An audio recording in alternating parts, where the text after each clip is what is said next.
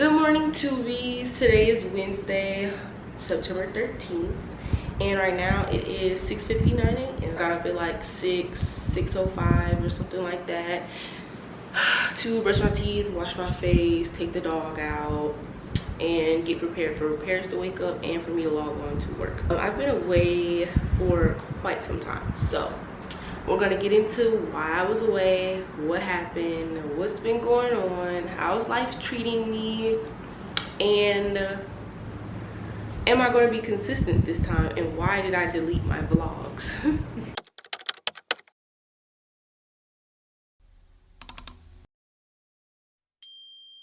So guys, how's life? Like what's good? Because for me, life has been up and down. I'm not gonna lie to you, life has been up and down. I've been away. I stopped YouTube. I can't even say I stopped a couple of years ago. My last vlog was uploaded a year ago, roughly around a year ago. It was uploaded. I did the laser lipo, you know, just trying different things after the whole having a baby. I had a child. She's 2 now. Her name is Paris, and she is freaking amazing. Honestly, she is one of the smartest toddlers I have ever met. Like, she talks really well, and she's been talking since she was 1, and now she speaks sentences. She knows a couple of big words. She knows she knows her alphabet, she knows her numbers up to 15. She is doing really well. Like, honestly, we have done a good job, so round of applause to me and her dad. Her dad is super amazing. Like, he's like one of the best fathers I've ever met, aside from my dad. But he is like the best father I have ever met. He is so gentle with her. He is so calm with her. Like, he is so loving with her. Like, that's his best friend, period. And that's my little mini best friend too, but that's his mini me. They look just alike, even though she look a little bit like her mom, you know. But super amazing kid, super amazing dad. I really love them. It's been a minute since I've been on YouTube, and part of that reason is, let's start by number 1. Ex-boyfriend, relationships. Let me tell you, relationships are real rocky.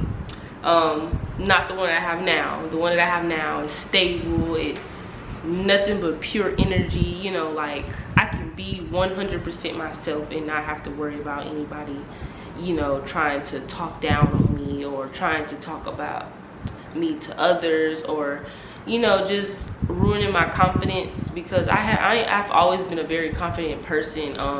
If it's not, can't even get it out. Like, I've always been confident if it hasn't been bothered. Like, if somebody didn't come and interrupt me and how I felt about myself, you know, I always thought highly of myself sometimes. But moreover, you know, my past relationship was very abusive. It was verbally abusive, physically abusive, and most definitely mentally abusive. Just being taken for granted, being lied to, being cheated on, you know, hitting me sometimes, occasionally, depending on how angry he gets. And part of that reason of me staying is because he was sick, so it made me feel like, you know, I don't want to leave and something happens to him, you know. The whole suicidal thing, all of that, you know, plays a part in why I didn't want to leave, especially with me having depression sometimes. This depends. Like, now it has definitely like subsided. It subsided and then it came back. Like, I was really working on myself, but I'll tell you guys about that later. Going through stuff like that with my ex was a lot to take in, because I was very young.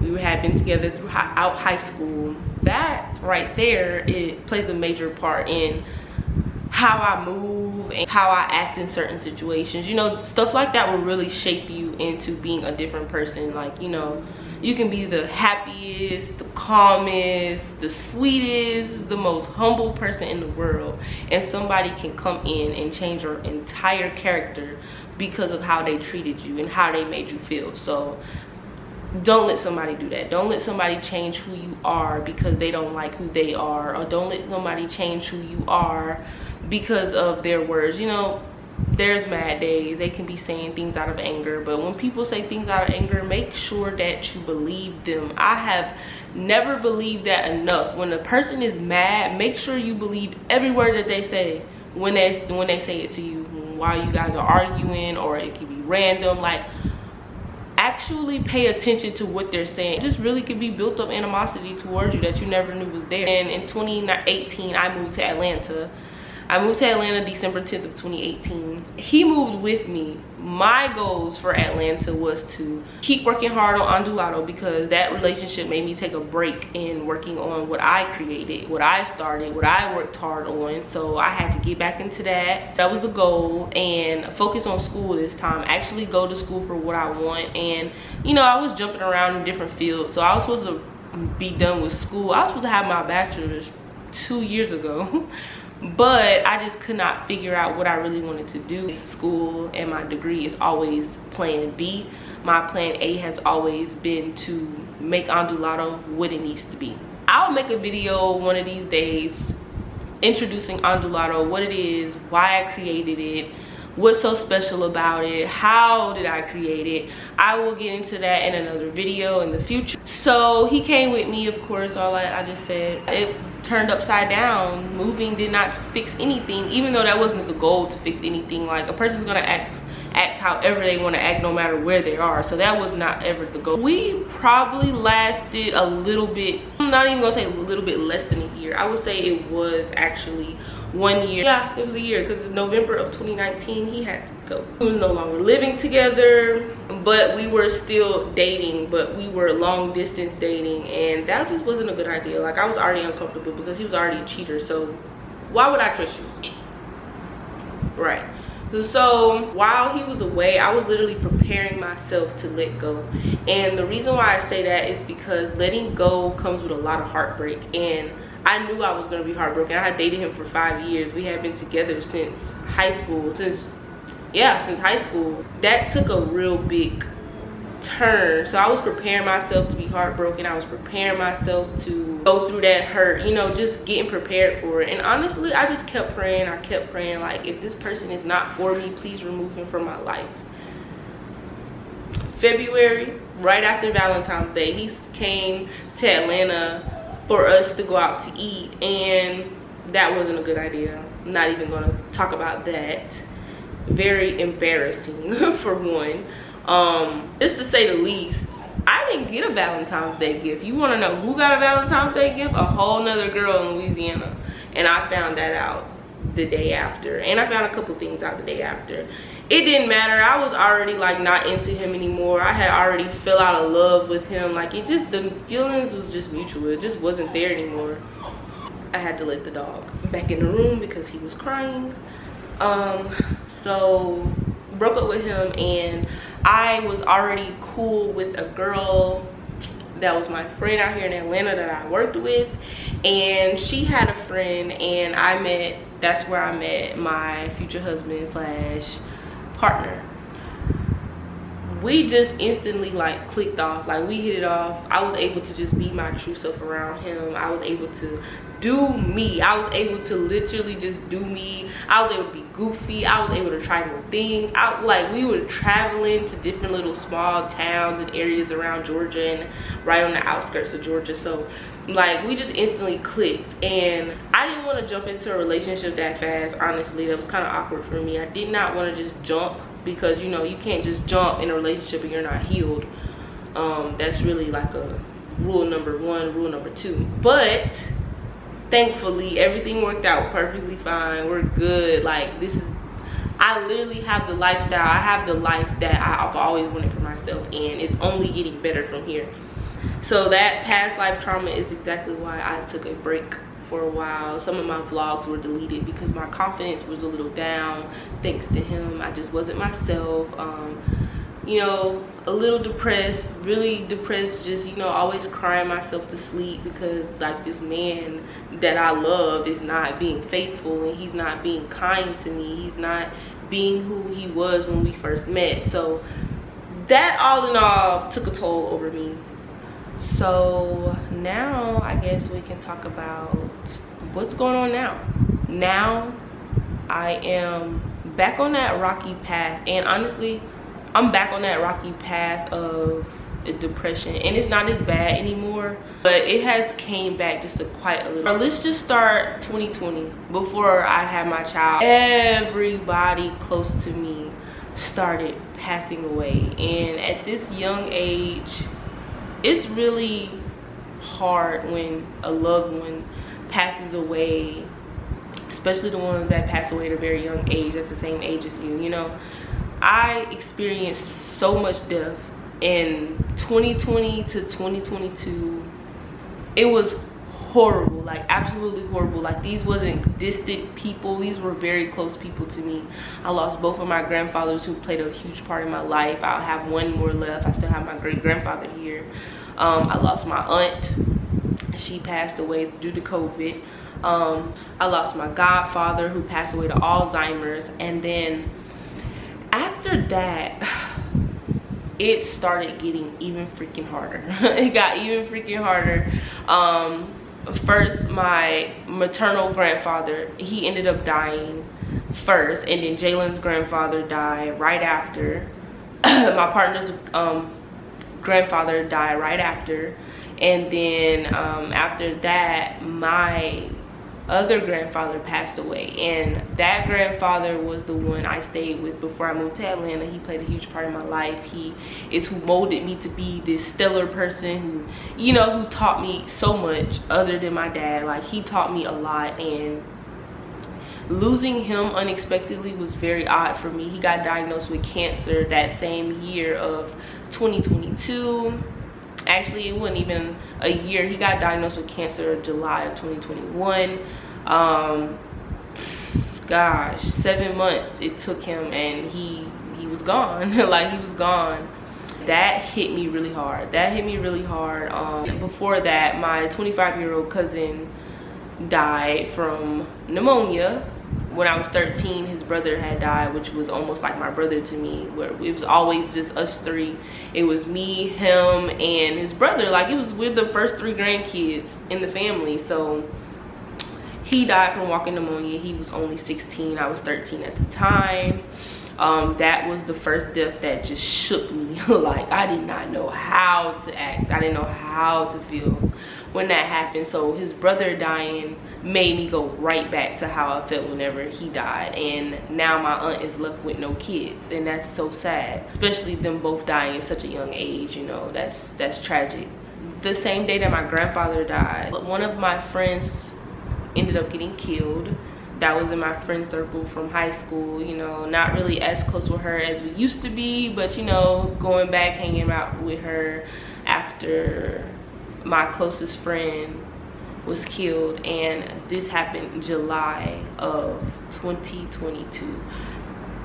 Guys, that was that was a really hard death. I never lost a friend. I never lost a close friend. I never lost a best friend. That was very hard. Me and her have been best friends for 13 years. Like, we have been close friends for 13 years. Like, I met her as soon as she moved to Ponchatoula, where I was raised, and like, we've been friends ever freaking since. Like, close knit, close bonded. Like, even when I moved, we were still close. She was actually, right before she got killed, she was moving out here the following year, and you know, to raise her child. Her child was killed, so she didn't get to even have the child. A driver hit her while she was pulled over on the side of the interstate and crushed the entire passenger side of the car, and yeah, she did not make it, unfortunately. So I'm just gonna wrap it up and say it's just been a lot of close deaths for me, so that really shook my postpartum depression even worse. And after having a child, postpartum depression and postpartum anxiety like really just had me in a real big chokehold. Like, it would not let up. So I was doing all these exercises, all these practices, and I struggled with finding friends out here for a minute, because you know, I'm a butterfly, I'm a people's person, but my trust is very limited when it comes to friends sometimes. But this is where it goes to tell you that I let my guard down and I started trusting somebody, and this same person that I started trusting made me realize and understand why I never trusted people in the first place. So my boyfriend, my partner, he had been friends with this guy for years, since high school. They met, I guess, playing basketball or whatever.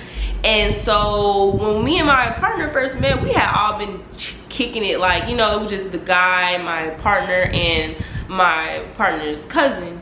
You know, I was the only girl in the group like that, because nobody else had girlfriends. At least I didn't think so. So, you know, I'm sitting there with my partner, we all chilling and all whatever. So 2021, I should say, comes around, and I am big pregnant with Paris. I'm not gonna say I was that big, but I was getting bigger and bigger and bigger. And this guy brought his girlfriend around. I didn't even know that they, you know, I didn't know that he had a girlfriend. I didn't know anything, you know, but that's not my business for me to know, so of course. So he brought her around, and like we kind of like started, you know, clicking. Like she just gave me this vibe of pureness, of, you know, of humbleness. Like she gave me the energy that I was looking for, especially when you're going through postpartum depression and anxiety. Like you want someone to talk to, you want someone to relieve that from you. Like, you know, you want that safe space. And it cannot, well, now I can't say that it cannot always be your partner, because my partner has always been my safe space to express how I feel about anything, no matter what it is. And I just wanted a girlfriend to express that to. You know, like all my friends are in Louisiana, I'm out here in Atlanta. Like, you know, I needed a soft girly. I needed like a soft girl who liked to get their nails done like me, get their hair done, you know, go shopping, go on nature walks, like, you know, explore earth, be all about nature, be all about, you know, just pure humbleness. So, you know, I was looking for that friend, and I thought I had found her, and for quite a while it was going really great. Like I really loved our relationship. Matter of fact, like I loved this girl. Like this girl was my sister. I really thought she was my soul sister. But that turned out to be a very bit of unfortunate event. I really don't like talking about this situation, and honestly this might actually make me feel better to get a lot of this out, because holding it in and talking to my therapist, it works and it doesn't work, and it works and it doesn't work. It's like a repeat of a cycle. We went to Bali for the second time in 2023 in May, and the first time we went was 2022 in April. So this time we went in May. They were supposed to go with us last year. They didn't come with us. You know, that's normal. And then they didn't come with us this, you know, that's normal. Well, right before we left to go to Bali in April, they came down to my hometown of Ponchatoula to go to the Strawberry Festival, which is a small little festival that they throw in my hometown, Ponchatoula, Louisiana. You should check it out. It's called Strawberry Fest.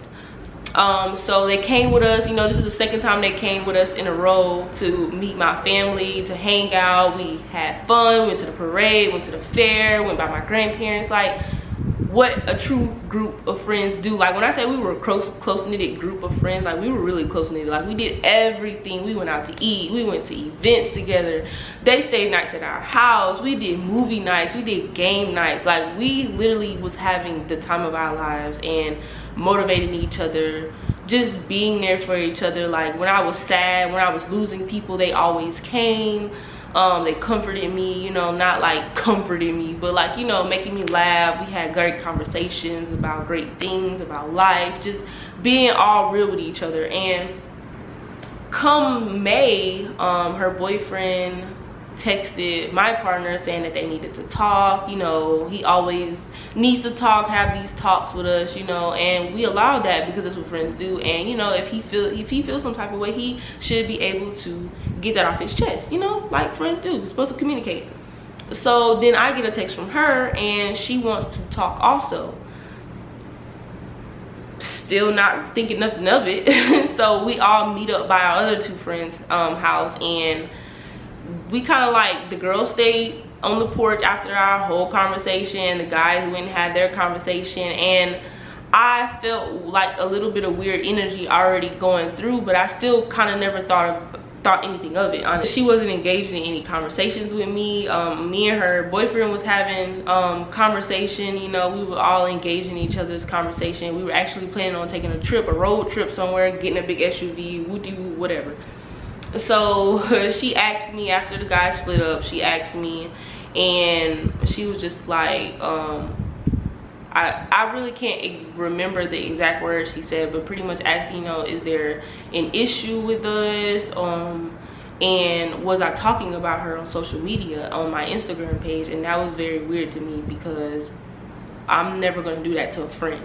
First off, I make a lot of general posts, and it's literally just general posts. And one of the posts that she was relating to me, that was supposed to, I guess, be about her, was posted when we were in Louisiana, like right before, I want to say it was before Louisiana that I posted this. I can't really remember because the post didn't even stand out to me, honestly.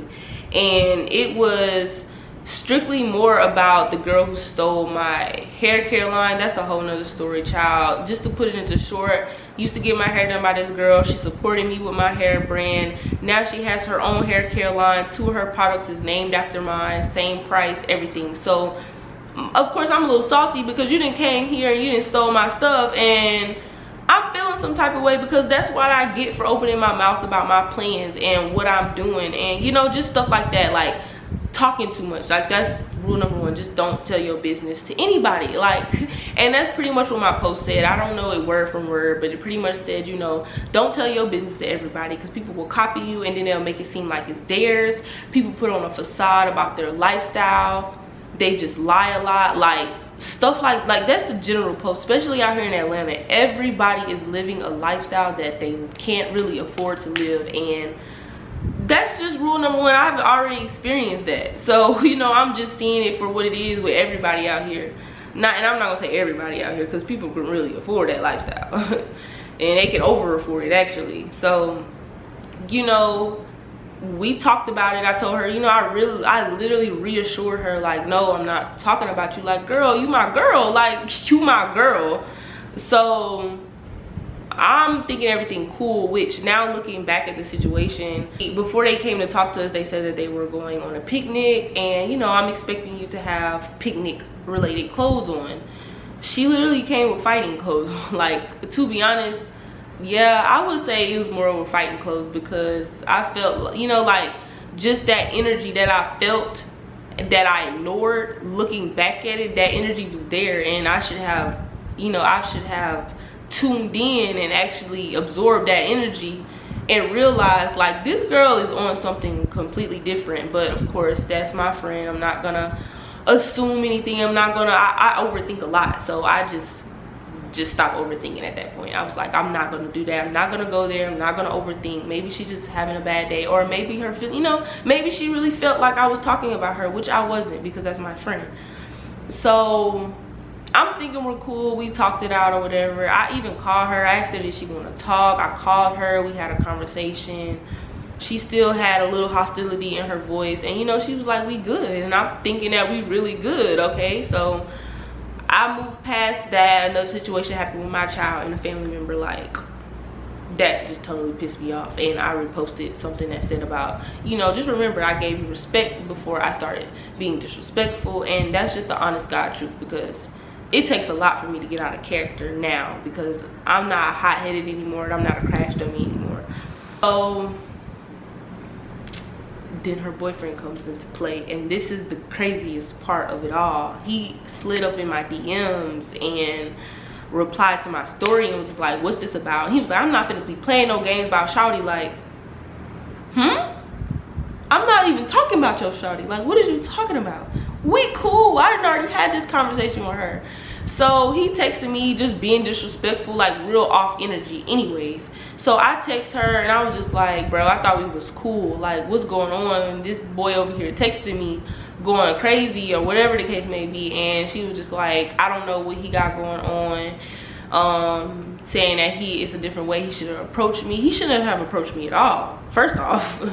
Because what are you approaching me for? Like, this conversation had moved past, and now I feel weird. So I was just like, okay, maybe it's just time to distance myself and whatever the case may be. So then it just turned into something more. We start arguing. Honestly, I don't even know how the argument really started, because it's really her boyfriend that started all of this again. I was talking to her like, you know, he shouldn't be texting me. She agreed.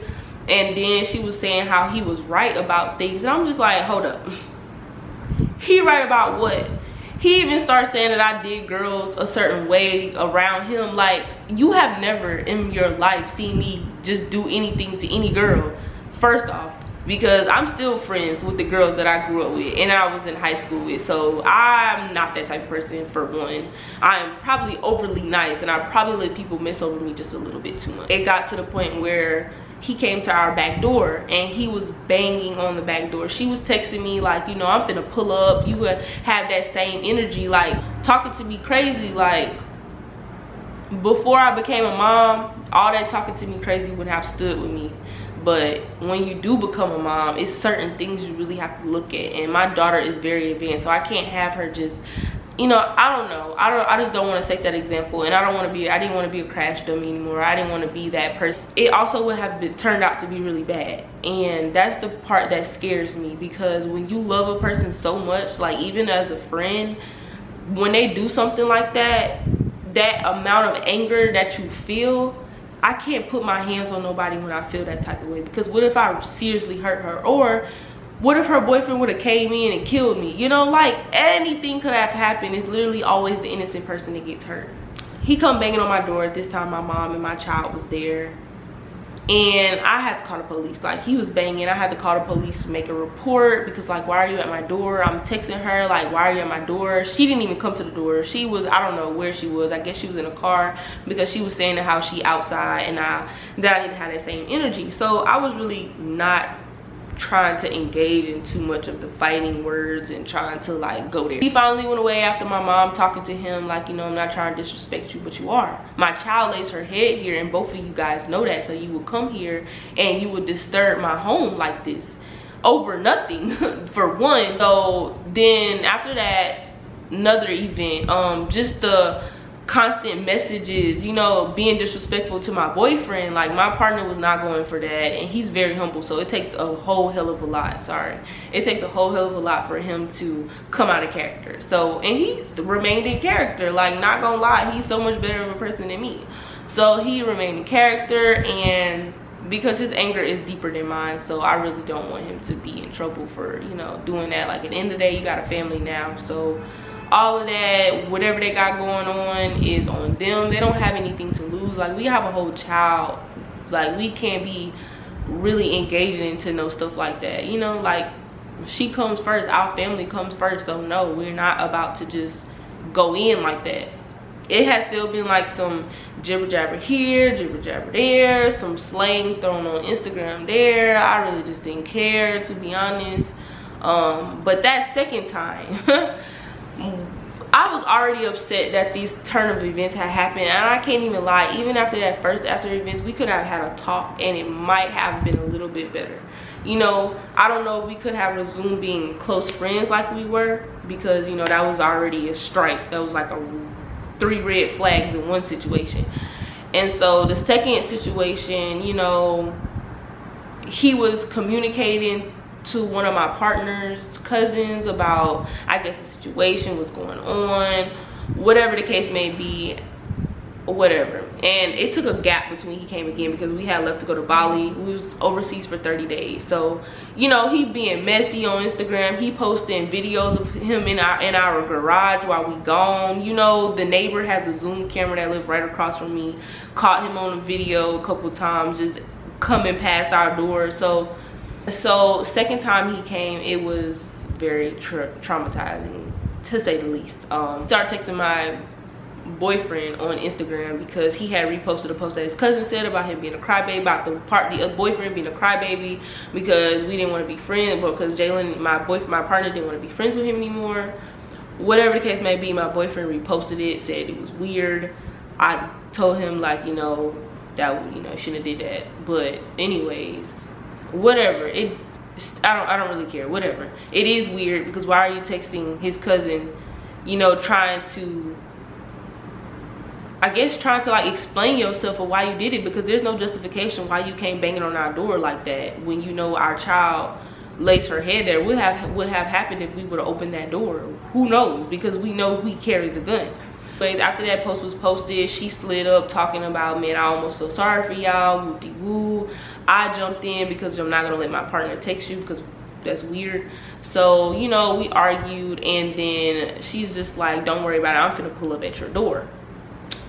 At that time, we had someone working on our child. A pipe busted near her room and it flooded a part of her closet that caused mildew. So he was in there working on that, and so he was getting ready to leave. He left, made it to the elevator, and I hear her partner, I hear her boyfriend all in the hallway, like with these stupid like noises like he did the first time. Because the first time he came up the steps yelling like, yeah, like just retarded. So then I heard him in the hallway, and Paris was like literally right behind the door. And when he came the first time, before he started banging on it, he started snagging at the handle. So that door was not easy to just lock, that front door. So I pretty much met him at the door and opened it before he would have just whooshed in and hit my child, probably possibly giving her a concussion. So I just went ahead and met him at the door. And honestly, my energy was thinking that the type of person that he is, he will have a conversation with you. So I'm thinking that maybe that anger will just like subside, me being stupid and me being wholehearted and me just being this person who thinks of the best of everybody. So I opened the door. As soon as I open the door, he proceeds to spit. He proceeds to spit, and then he spit again, and this time he actually spit on me. And my partner was in the bathroom in our bedroom, so he didn't hear the commotion until the boyfriend ended up hitting me across my face. And as soon as my partner came rushing to the door and stepped outside, he pulled a gun on me, my child, and my partner. And that right there, I don't know, that right there was that was like the needle in the haystack. I can't even lie to you, that was the one. So my partner pulled us inside, as he should have, and I'm very proud of him for doing that, because he could have easily went out there and fought the guy, but the guy had a gun literally pointed at us. So like, it cannot not be him the one being hurt, because you got a family. So that just wouldn't be fair for him to come here and disturb our home, ruin our peace, and put us and our child in a dangerous place, a dangerous space, and you're the one who gets hurt. That's not fair. So he grabbed us, pulled us inside. Guys, this guy still tried to get into our house. Like, he literally still tried to get into our house. And so my boyfriend is stronger than him, so he was able to push him out, lock the door behind him, whatever the case may be. And then the guy left. The amount of anger that I felt in that moment, the amount of, I felt like so little. I felt like, honestly, it took me back, because it took me back to that space I was in with my ex, of being traumatized, of being abused, and that just didn't really sit well with me. But the amount of anger that I felt, oh, the amount of anger that my partner felt, we literally had to calm him down. We had to calm him down, literally. We even, like after that, I literally called everybody, like, we finna go to their house. We going to their house. Like, they finna come outside. They didn't even want to answer the phone. Like, nothing. Like, you didn't came here and you didn't put our child in the most uncomfortable, dangerous position. What if that bullet would have went flying? A bullet has no name on it. Everybody was like, why you didn't use the gun? Why you didn't use the gun? I got rid of that gun a year ago, or 2 years ago before that. You know, I got rid of that gun. I didn't want a gun, especially not having no child in the house. So I got rid of that gun, and I can't. What if, you know, I'm trained with a gun. I used to work at the GBI for a couple of months in school for criminal justice, so I know how to shoot a gun. My only problem is the surrounding apartments have kids. What if that bullet would have somehow missed and that bullet would have went into the room of a child, like, you know, or, you know, what if that bullet would have like bounced off and hit my child, like, or what if his gun would have went off? Like, just adding fuel to that fire just wasn't the smart decision. So we diffused it, like, you know, we had to try to put that fire out as quickly as possible. This girl literally set me up. She was like, I'm about to come to your door. She said she was coming to my door. And even if she was using fighting words to come to my door to try to so-called fight me, cool. I would have rather that than your boyfriend assaulting me. Like, I would have never put nobody in that position. I would have never put nobody in that position, especially when you got a child. Like, y'all, these people came to my house to play with my child sometimes. they would ask about my child. Like, you know, we used to tell parents, like, you know, this uncle P, you know, this uncle P, this auntie R, you know, I'm not gonna say their name, but you know, like, my child knew them by their name. She had fun with them. Like, these was people that were supposed to be in our life. Like, you know, like, we were close. So for the turn of events to happen, even if somebody is talking about you on social media, you should never put them in that situation. So that, all in all, was just too much. Like, it was too much, and it shook me for a while. It shook me with so much anger. Like, I'm still angry to this day, and I have to let that go because I cannot get revenge. You know, it's karma will come and do its thing. I did the right thing. I called the cops, made a report. I got the warrant signed. I got the restraining order against him. I couldn't do anything with her because she was nowhere to be found, you know. But like, for you to put my child in this situation, like, my child is so innocent. She didn't ask to be here. And the fact that y'all came to my house almost every day to play with my child, and y'all would do something like this, like, it was never that serious. And I would never put nobody in that situation, no matter how mad I am at them, no matter how I feel. I would never put nobody in that situation. Some people be on social media lying about, you know, it ain't nothing to lose a friend. That is so false, because losing a friend, especially like this, hurt, and that shit feel like, excuse my French, but that shit hurt, and that shit feel like a whole entirely different heartbreak. Because when I say this girl was close, like, she came in my life the time that I needed someone. You know, she came in my life, and for you to make it even worse for me, my love ran deep for both of them. You know, when you show that you love my child, I love you even more, because everybody not like that. We love them so much. I was always telling my boyfriend, like they real good with kids. They love my child. They come play with her. They entertain her. Like, she helped me. And so I'm not really trying to cry, because honestly, it's very uncomfortable for me to talk about this situation. It bothers me so much because, for one, you hurt me. You put me in a very uncomfortable situation. We had to move. I had to literally leave the home that I created into a home with my child. She took her first steps and her first everything there, and I wasn't ready to let that go. Our goal was to move into a house after that. So that came in, and it really, like, just changed a lot. So, and we had to move, and now I made this into my home, but I just wasn't ready to let that go.